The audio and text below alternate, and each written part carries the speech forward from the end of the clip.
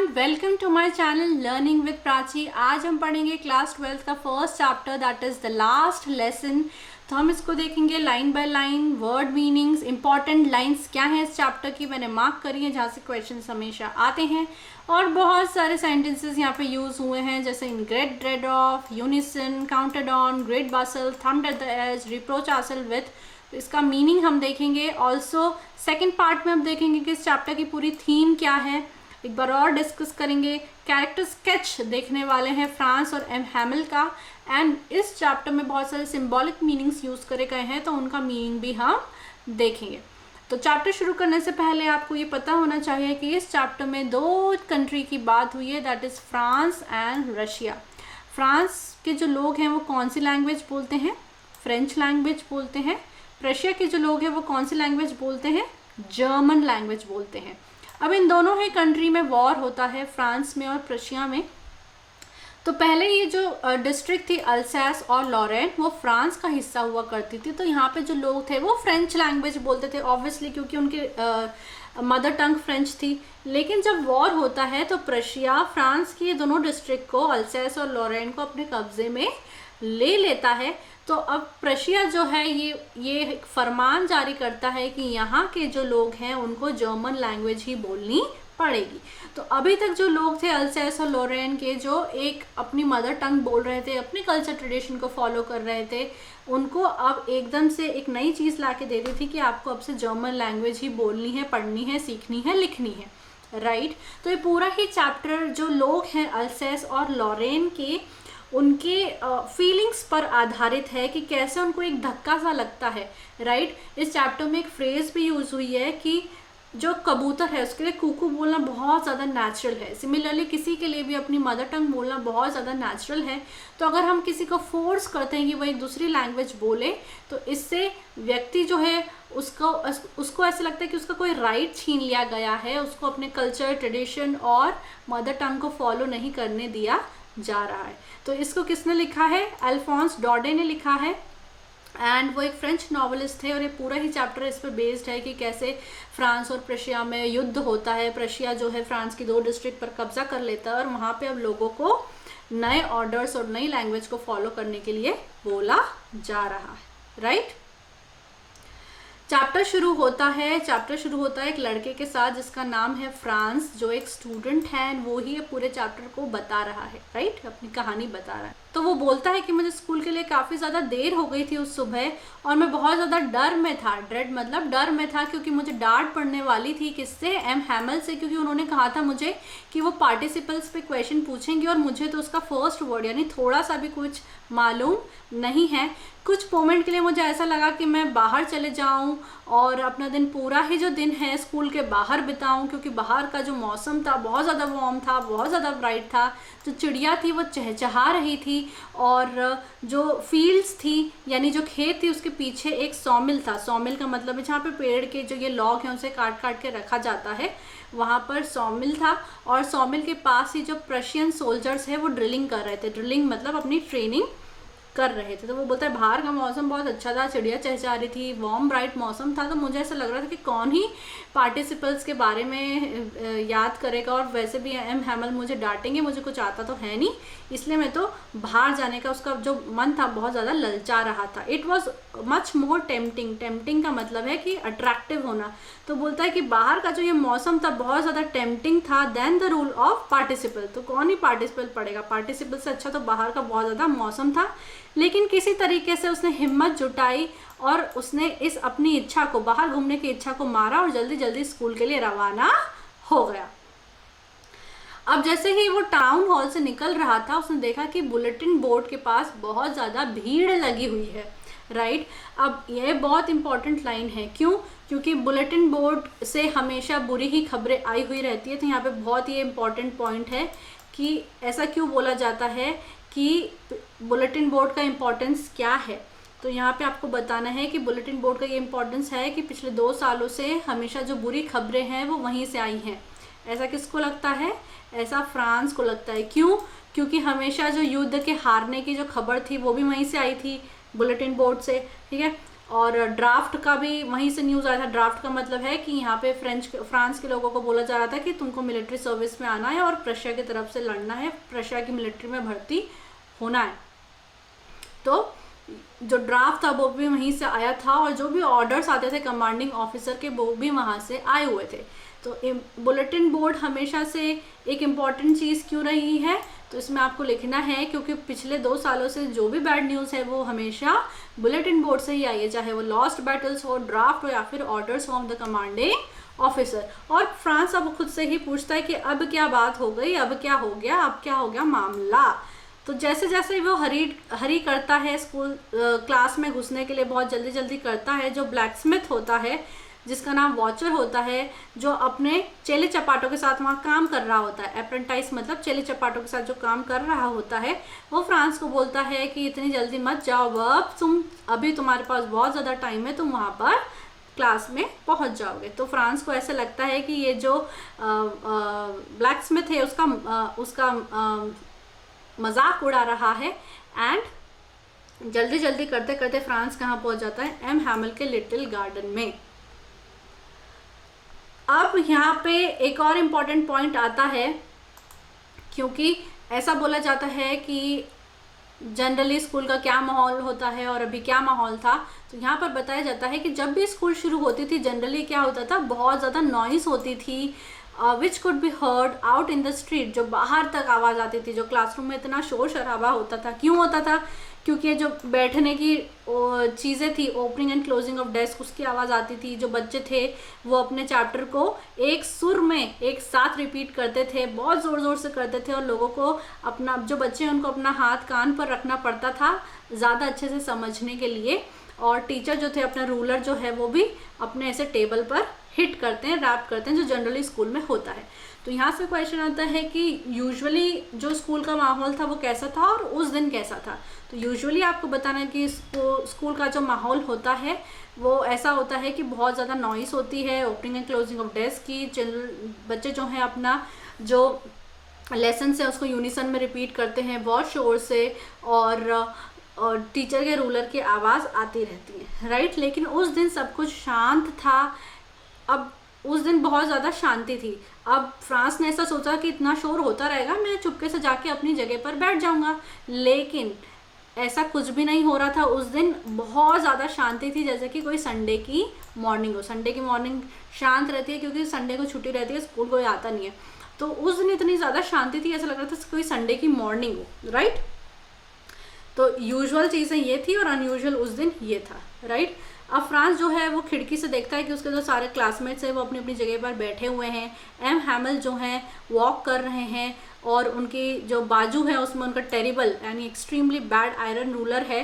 और अब फ्रांस को शर्म आ रही थी क्योंकि उसको गेट खोल के सभी के सामने जाकर सभी के सामने से अपनी जगह पर जाकर बैठना था। तो तुम इमेजिन कर सकते हो कि फ्रांस को कितनी शर्म आई होगी और वो बहुत डरा हुआ भी था।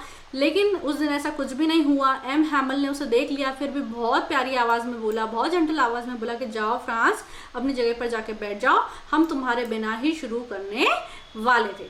तो यहाँ पे इम्पॉर्टेंट पॉइंट ये है कि अनयूजुअल क्या था उस दिन एंड कौन कौन सी चीज़ों की आवाज़ जनरली आती रहती थी और उस दिन इतना सब कुछ शांत था, राइट।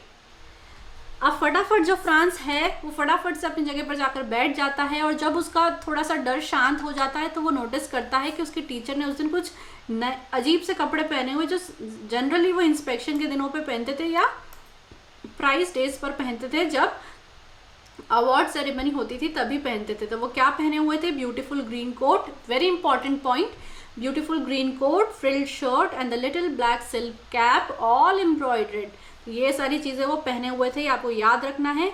और ये हमेशा वो कब पहनते थे, इंस्पेक्शन के दिन पहनते थे और प्राइज डेज यानी जिस दिन इंस्पेक्शन होता था स्कूल में तब पहनते थे, या फिर जब कोई अवार्ड सेरेमनी हो तब पहनते थे। लेकिन उस दिन वो ये कपड़े पहने हुए थे। इसके अलावा पूरी जो स्कूल थी बहुत ज़्यादा स्ट्रेंज लग रही थी क्योंकि बहुत ज़्यादा शांति थी और एक सीरियस माहौल था। और सबसे ज़्यादा चीज़ जो फ्रांस को सरप्राइज़ करती है वो ये कि जो क्लास के पीछे की बेंचेस थी वो हमेशा खाली रहती थी, लेकिन आज उसमें कौन बैठा हुआ था, विलेज पीपल बैठे हुए थे। और जैसे कि ओल्ड हॉर्सर बैठा हुआ था, एक बूढ़ा आदमी बैठा हुआ था, और वो 3 कॉर्नर्ड हैट पहना हुआ था, फॉर्मर मेयर बैठा हुआ था और फॉर्मर पोस्ट मास्टर बैठा हुआ था, बहुत सारे जो विलेजर्स थे और गांव के दूसरे लोग थे वो बैठे हुए थे। तो क्वेश्चन ये आता है कि पीछे की बेंचेस पे कौन कौन बैठा हुआ था, तो आपको बताना है कि ओल्ड हॉसर बैठा हुआ था, पोस्ट मास्टर बैठा हुआ था, मेयर बैठा हुआ था एंड बहुत सारे अलग अलग लोग बैठे हुए थे। सभी लोग बहुत ज़्यादा दुखी दिख रहे थे। जो ओल्ड मैन था हॉसर, वो एक बुक भी लेके आया था, ओल्ड प्राइमर। ओल्ड प्राइमर का मतलब है जो बच्चों की सीखने की बुक होती है ना, बहुत बेसिक सी ABCD, वो लेकर आया हुआ था। एंड उसके जो कोने थे, किताब के जो कोने थे वो खराब हो चुके थे, थम्ड मतलब वॉर्न आउट, बार बार पन्ने पलटाने से वो खराब हो चुके थे। एंड उसने जो किताब थी अपनी नी पर खोली हुई थी, उस चश्मे रखे हुए थे उस पर, राइट। अब जब इतना ही फ्रांस वॉन्डर कर रहा था कि ये सब क्या चल रहा है, उतने में ही एम हैमल जो है अपनी कुर्सी को एक जगह फिक्स कर लेते हैं, माउंट मतलब एक जगह फिक्स कर लेते हैं और बहुत ही सीरियस और जेंटल टोन में ये कहते हैं कि मेरे बच्चों, आज जो मैं आपको लेसन देने जा रहा हूँ ये आपका लास्ट लेसन होगा। क्यों? क्योंकि ऑर्डर आ चुका है अब बर्लिन से। बर्लिन क्या था? Capital of Prussia. तो जैसे कि हमने बात करी थी कि दो देशों के बीच में लड़ाई हो गई है और प्रशिया ने जो है अल्सैस और लॉरेन पे कब्जा कर लिया। तो बर्लिन से ऑर्डर आ चुका था कि अब सिर्फ अल्सैस और लॉरेन के स्कूल में जर्मन लैंग्वेज ही पढ़ाई जाएगी। और एम हैमल जो हैं वो कौन सी लैंग्वेज पढ़ाते थे? फ्रेंच लैंग्वेज पढ़ाते थे। तो फ्रेंच लैंग्वेज तो पढ़ना ही नहीं थी, जर्मन लैंग्वेज पढ़नी थी। इसीलिए अब एम हैमल बोलते हैं कि आज जो मैं तुमको पढ़ाने जा रहा हूँ वो लास्ट लेसन होगा, क्योंकि अब ऑर्डर आ चुका है कि सिर्फ अल्सैस और लॉरेन के स्कूलों में सिर्फ जर्मन लैंग्वेज ही पढ़ाई जाएगी और जो नया मास्टर है वो कल से आएगा। तो ये जो लेसन होगा आपका लास्ट फ्रेंच लेसन होगा। इसलिए मैं चाहता हूँ कि आप सब जो लोग हैं बहुत ज़्यादा ध्यान दें। तो ये जो वर्ड थे वो एक बिजली की तरह फ्रांस के ऊपर गिरते हैं। What a thunder clap these words for to me, क्योंकि oh the riches that was what they have put in the town hall. तो अब जो फ्रांस है वो सोचता है कि अच्छा तो यही बात थी जो टाउन हॉल में वो बुलेटिन बोर्ड पे लगी हुई थी, तभी वहाँ पे इतनी ज़्यादा भीड़ थी। तो अब जो फ्रांस है वो सोचता है कि अरे अब तो मेरा लास्ट फ्रेंच लेसन है और मुझे तो इसके बारे में कुछ भी नहीं आता है, मुझे तो ये लिखते भी नहीं आती है, ढंग से पढ़ते भी नहीं आता है। मैं खुद के लिए बहुत सॉरी फील कर रहा था कि क्यों मैंने अपने लेसन्स को लर्न नहीं किया और मैं बाहर ही घूमता रहता था बर्ड्स के अंडे ढूंढने के लिए, या फिर जो रिवर थी सार वहाँ पर स्लाइड करते रहता था। मैंने अपने लेसन्स पर कभी ध्यान नहीं दिया और मैं ज़्यादातर स्कूल के बाहर ही घूमता रहता था। और जो मेरी किताबें थी जो मुझे एक टाइम तक बहुत ज़्यादा बर्डन लग रही थी, जो बहुत मुझे हैवी लगती थी कैरी करने के लिए, मेरी ग्रामर की बुक, मेरी हिस्ट्री की बुक, ये अब मेरे पुराने दोस्त बन चुके थे और मैं अब इनको छोड़ने के लिए तैयार नहीं था। अब एंड एम हैमल को भी वो छोड़ने के लिए तैयार नहीं था, क्योंकि एम हैमल वैसे तो बहुत शॉर्ट टेम्पर्ड थे, हमेशा डांटते रहते थे, लेकिन अब वो एम हैमल को कभी देख नहीं पाएगा, ना ही उनके बैड रूलर को। तो उसे बहुत दुखी फील हो रहा था कि एम हैमल से भी मुझे दूर जाना पड़ रहा है। ऑल्दो उनके जो रूलर था और उनका जो बिहेवियर था, मतलब वो बहुत शॉर्ट टेम्पर्ड थे, गुस्सा करते थे, लेकिन फिर भी उसके बाद भी उसको एम हैमल से दूर जाने में दुख महसूस हो रहा था। पुअर मैन, अब यहाँ पे पुअर मैन का मतलब ये नहीं कि गरीब आदमी, यहाँ पे मतलब एक बताया गया है कि बहुत ही बेचारा सा वो महसूस कर रहा था। किसके लिए? एम हैमल के लिए। वो बोलते हैं पुअर मैन। अच्छा तो ये लास्ट लेसन पढ़ाने आए हैं, आज लास्ट लेसन है, इसलिए इन्होंने इतने अच्छे कपड़े पहने जो हमेशा वो संडे के दिन पहनते थे या प्राइज डेज और इंस्पेक्शन के दिन पहनते थे। तो इसलिए मुझे पता चल गया है कि क्यों आज एम हैमल ने अपने स्पेशल कपड़े पहने हुए हैं और जो क्लास की बेंचेस हैं यहाँ पर जो गांव के लोग हैं वो बैठे हुए हैं। अब फ्रांस जो है खुद के लिए सॉरी फील करता है कि वो ज़्यादा स्कूल नहीं गया, और पीछे जो लोग बैठे थे वो it was their way of thanking our master for his 40 years of faithful service. तो जो बेंचेस के पीछे लास्ट बेंचेस पे जो पोस्ट मास्टर, मेयर और बाकी लोग बैठे हुए थे, ये उनका एक थैंकिंग का वे था। It was their way of thanking the master, कौन? एम हैमल को, for his 40 years of service. तो उनका एक फेथफुल सर्विस के लिए थैंक यू, ग्रैटिट्यूड वो लोग दे रहे थे, रेस्पेक्ट दे रहे थे एम हैमल को।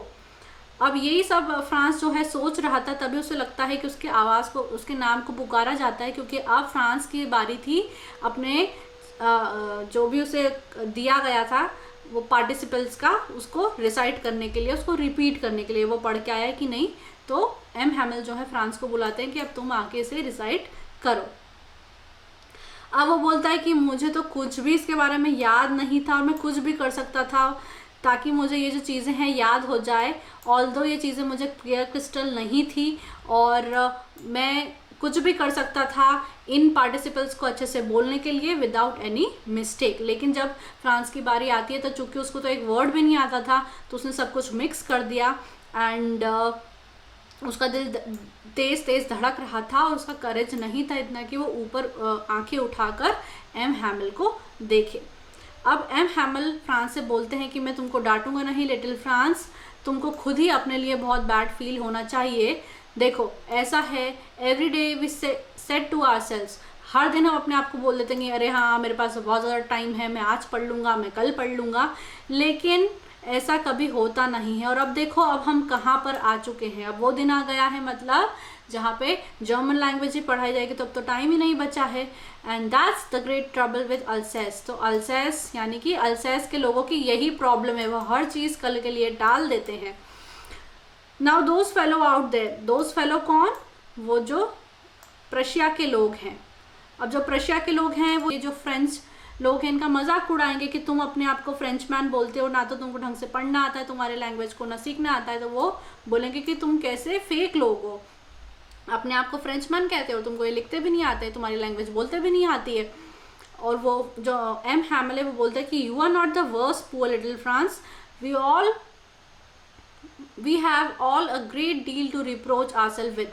तो वो बोलता है कि सिर्फ तुम ही नहीं हो, हम सभी को अपने आप के लिए बुरा फील करना चाहिए, अपने आप पर शर्म आनी चाहिए, पेरेंट्स को भी आनी चाहिए तुम्हारे, जिन्होंने तुमको कहीं काम करने के लिए भेज दिया, कभी फार्म में कभी मिल में, ताकि तुम ज़्यादा पैसे कमा सको, लेकिन तुमको स्कूल नहीं भेजा। तो जो एम हैमिल बोलते हैं कि सभी को शर्म आनी चाहिए, तुम्हारे पेरेंट्स को भी शर्म आनी चाहिए कि उन्होंने तुम्हें ज़्यादा स्कूल नहीं भेजा बल्कि तुम्हें फार्म और मिल में काम करने के लिए भेज दिया ताकि तुम 2 पैसे ज़्यादा कमा के ला सको। और मुझे खुद को भी ब्लेम करना चाहिए, मैंने ही तुम्हें कभी कभी फूलों में पानी देने के लिए भेज दिया और पढ़ाई करने के लिए नहीं बोला, और जब भी मुझे फिशिंग करने के लिए जाना था मैं तुम लोगों को एक छुट्टी दे देता था। तो जो एम हैमिल है उनको खुद भी शर्म आती है। फिर यहाँ पे फिर अगेन बहुत इंपॉर्टेंट पॉइंट आता है जो ही है एम हैमिल बताते हैं फ्रेंच लैंग्वेज के बारे में। तो क्वेश्चन आता है कि एम हैमिल ने फ्रेंच लैंग्वेज के बारे में क्या बोला। तो एम हैमिल फ्रेंच लैंग्वेज को बोलते हैं the most beautiful, the clearest and the most logical language. और वो बोलते हैं कि हमें अपनी लैंग्वेज को प्रोटेक्ट करना चाहिए, कभी भी नहीं भूलना चाहिए, क्योंकि जब तक हमें अपनी लैंग्वेज बोलते आती है, पढ़ते आती है, लिखती आती है, कोई भी हमें गुलाम नहीं बना सकता।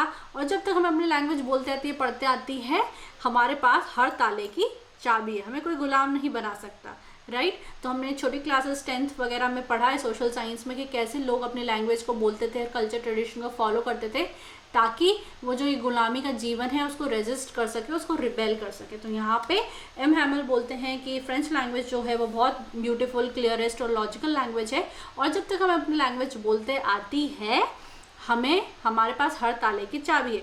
उसके बाद वे ग्रामर की किताब खोलते हैं और लेसन पढ़ाने लगते हैं, और फ्रांस को लगता है कि वो कितने आसानी से उन चीज़ों को समझ रहा था, कितनी ईजी लग रही थी उसको वो चीज़ें, क्योंकि हो सकता है कि उसने इससे पहले कभी इन चीज़ों को बहुत ज़्यादा अटेंशन से नहीं सुना हो, सीखा हो। उसके बाद ऐसा लग रहा था कि एम हैमिल जो हैं एक बारी में ही अपने सारे ज्ञान को देने की कोशिश कर रहे हैं। It seemed almost as if the poor man wanted to give us all he knew before going away and to put it all into our heads in one stroke। तो ऐसा लग रहा था कि बस एक ही बारी में एम हैमिल के पास जितना भी ज्ञान है वो सभी लोगों को देने की कोशिश कर रहे थे। तो यहाँ पे देख सकते हैं कि एम हैमिल कितने डेडिकेटेड थे अपने सर्विस के लिए, दैट वो एक ही बार में जितना भी ज्ञान है वो देने की कोशिश कर रहे हैं, क्योंकि इसके बाद कोई भी क्लासेस नहीं लगने वाली है। अब जब उनके ग्रामर के सेशन खत्म हो जाते हैं उसके बाद एम हैमिल जो है नई कॉपीज लेके आते हैं जिसमें ब्यूटीफुल लैंग्वेज में लिखा रहता है फ्रांस अल्सेस।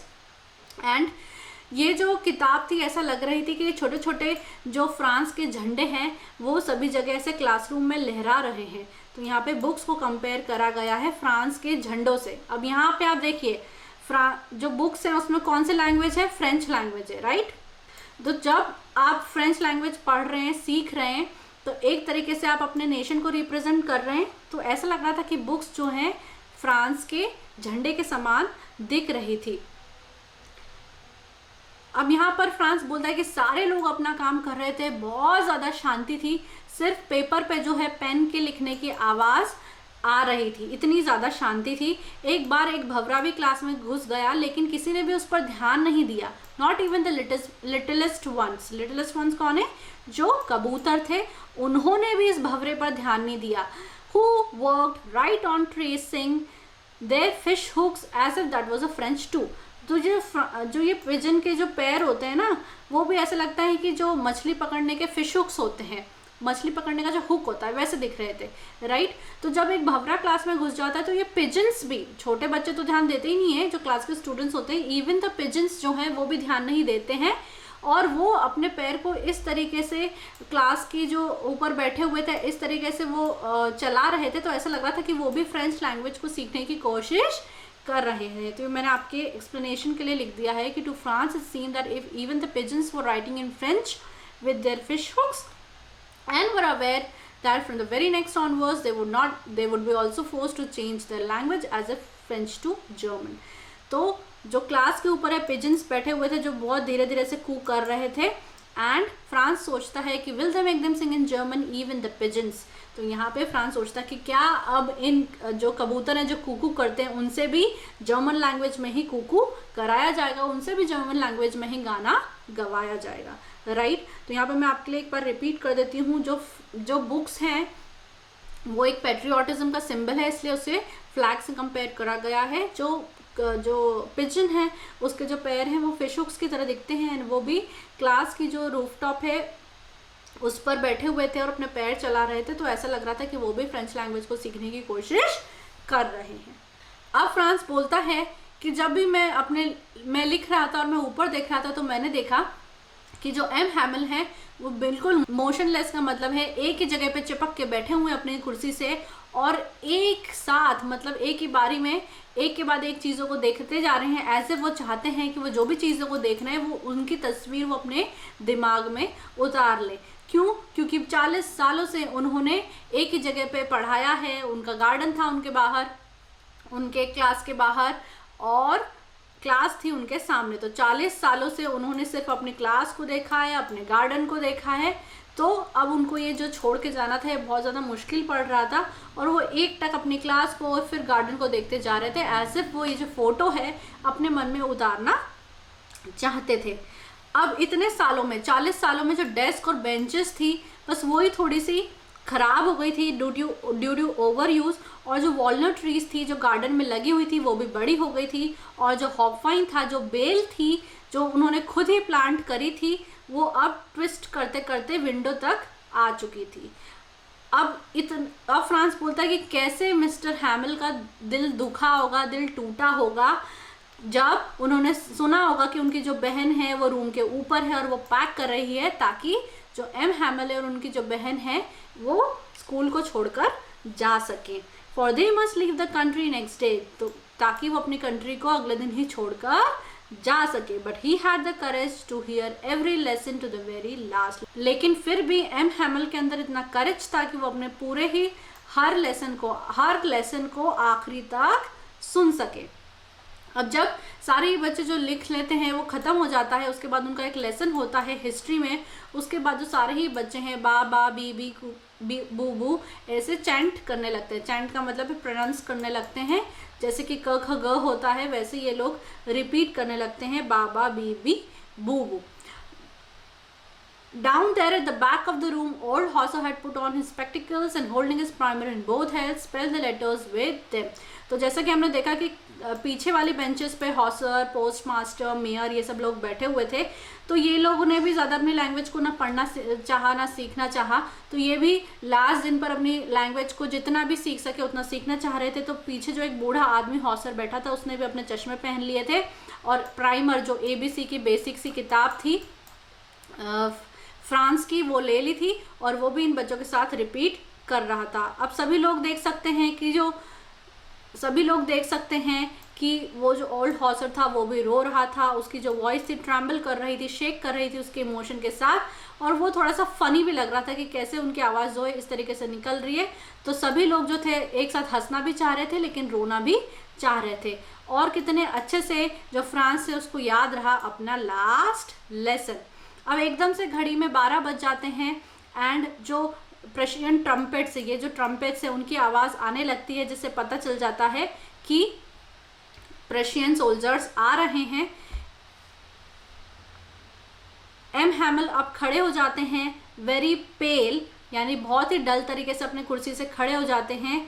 और I never saw him look so tall का मतलब है, लुक सो टॉल का मतलब है बहुत दुखी। यहाँ पे इसका मतलब ये नहीं कि बहुत लंबे दिख रहे थे, इसका मतलब है वो बहुत ज़्यादा सैड थे।